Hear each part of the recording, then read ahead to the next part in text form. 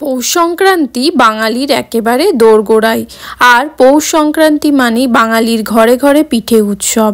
তাই আমি আজ নিয়ে হাজির হয়েছি নতুন আরও এক পিঠের রেসিপি। আশা করি ভিডিওটি ভালো লাগবে। নমস্কার বন্ধুরা, পিনাজ হেসেলে আপনাদের সবাইকে স্বাগত জানাই। আমার চ্যানেলের ভিডিওগুলি ভালো লাগলে আমার চ্যানেলটি কিন্তু অবশ্যই সাবস্ক্রাইব করবেন। চুষি পিঠে বানানোর জন্য আমি নিয়ে নিয়েছি হাফ কাপ পরিমাণ চালের আটা। এখানে আমি কেনা চালের আটা ব্যবহার করেছি। আপনারা চাইলে বাড়িতেও চালের আটা গুঁড়ো করে ব্যবহার করতে পারেন। এর মধ্যে আমি দিয়ে দিচ্ছি হাফ চামচ পরিমাণ নুন। আপনারা যে যা স্বাদ অনুযায়ী নুন ব্যবহার করবেন। এখন আমি চালের আটার নুন ভালোভাবে একবার মিশিয়ে নিচ্ছি। ভালোভাবে মেশানো হয়ে গেলে ঈষদ উষ্ণ জল অ্যাড করে আমি একটা সফট ডো বানিয়ে নেব। ঈষদ উষ্ণ জল ব্যবহার করলে পিঠেটা তৈরি হবার পরও কিন্তু খুবই নরম থাকে।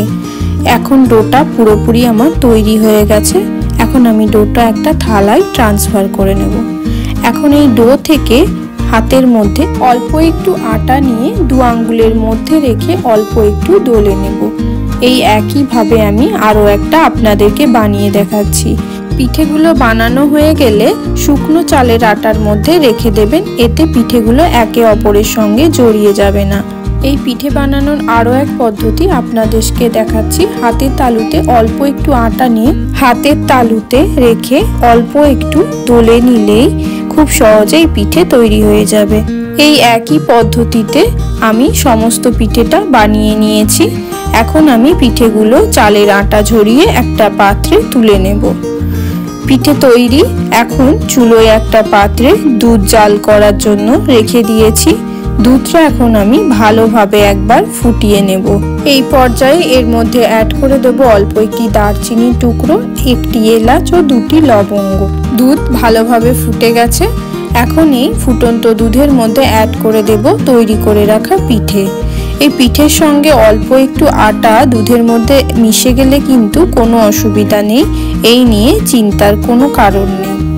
এখন আমি এর মধ্যে দিয়ে দিচ্ছি দুটো তেজপাতা। তেজপাতাটা আমি আগে অ্যাড করতে ভুলে গেছিলাম, তাই আমি এখন দিয়ে দিলাম। এখন সমস্ত কিছু একসঙ্গে ভালোভাবে একবার নাড়াচাড়া করে হালকা আঁচে 10 মিনিট আমি এটা রান্না করে নেব।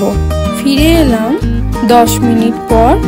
এখন আমি এর মধ্যে দিয়ে দিচ্ছি চিনি।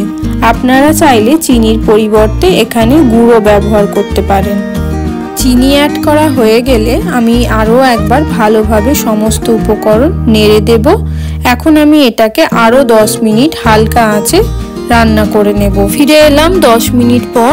এখন আমি গ্যাসের ফ্লেম অফ করে দেব। দেখতে পাতলা লাগলেও এই পিঠে কিন্তু ঠান্ডা হলে পুরোটা ঘন হয়ে জমে যায়।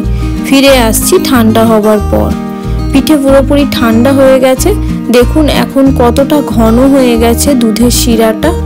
এখন আমি পিঠেটা একটা পাত্রে পরিবেশন করে নেব। এই পৌষ সংক্রান্তি সহজ পদ্ধতিতে পিঠে বানানোর জন্য আমার চ্যানেলটি কিন্তু অবশ্যই সাবস্ক্রাইব করবেন, যাতে আপনারা আরও নতুন নতুন পিঠের ভিডিও দেখতে পান।